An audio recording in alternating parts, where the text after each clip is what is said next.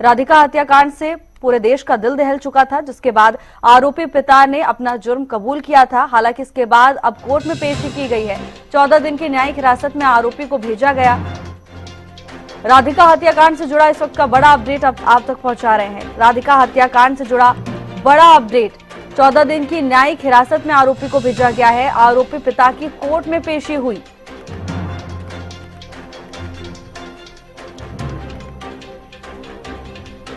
राधिका हत्याकांड से जुड़ा इस वक्त का सबसे बड़ा अपडेट, 14 दिन की न्यायिक हिरासत में आरोपी को भेज दिया गया है। आरोपी पिता की हाई कोर्ट में पेशी हुई।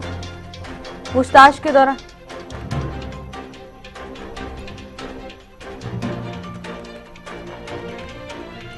कोर्ट में पेशी हुई है, माफ कीजिएगा, 14 दिन की न्यायिक हिरासत में आरोपी को भेज दिया गया है।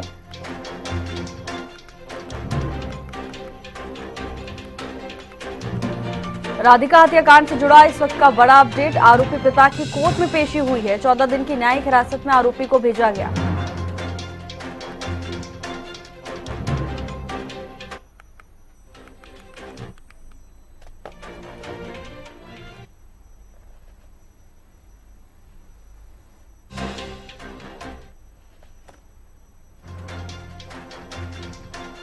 और इसी खबर पर ज्यादा जानकारी के साथ संजय राठौर हमारे साथ जुड़ चुके हैं। संजय, 14 दिन की न्यायिक हिरासत में भेज दिया गया है, क्या कुछ जानकारी है?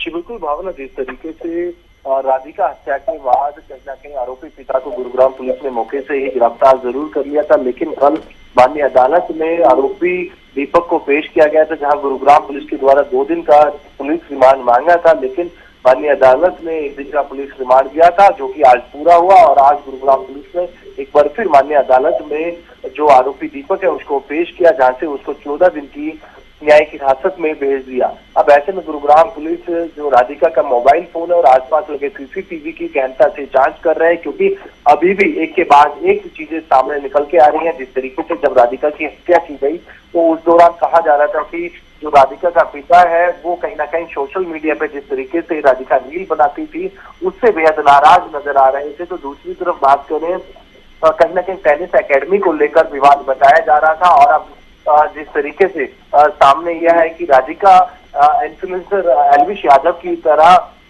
बड़े जो है सेलिब्रिटी बनना चाहती थी, उसी की तरह कहीं ना कहीं, क्योंकि एल्विश यादव भी राधिका के गांव से ही है, तो ऐसे में कहीं ना कहीं अपना नाम और फेम बढ़ाने के लिए इस तरीके की जो रील्स है वो बनाती थी। बीते कुछ दिनों की बात करूं तो इस विवाद के चलते कहीं ना कहीं घर के अंदर भी तनावपूर्ण माहौल रहा है। राधिका, सिर्फ राधिका नहीं बल्कि राधिका की माँ के साथ भी कहीं ना कहीं आरोपी की अनबन चल रही थी।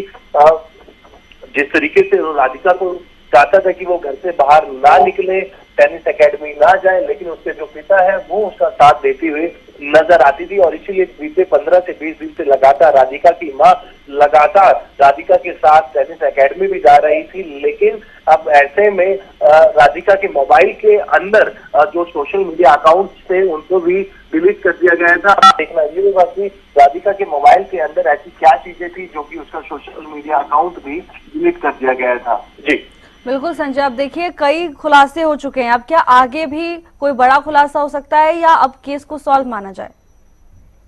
अभी तक की बात करें तो गुरुग्राम पुलिस ने आज जिस तरीके से माननीय कोर्ट में आज 14 दिन की न्यायिक हिरासत में आरोपी दीपक को भेज जरूर दिया, लेकिन अभी भी राधिका का जो मोबाइल फोन है उसकी जांच में गुरुग्राम पुलिस लग रही है कि आखिरकार मोबाइल के अंदर ऐसी क्या चीजें थी जिनको वहां से हटाया गया, सोशल मीडिया से कौन सी ऐसी तस्वीरें और वीडियो थी जिनको डिलीट किया गया। और गुरुग्राम पुलिस अभी भी कहीं ना कहीं इस पूरे मामले की तफ्तीश में जुटी हुई है।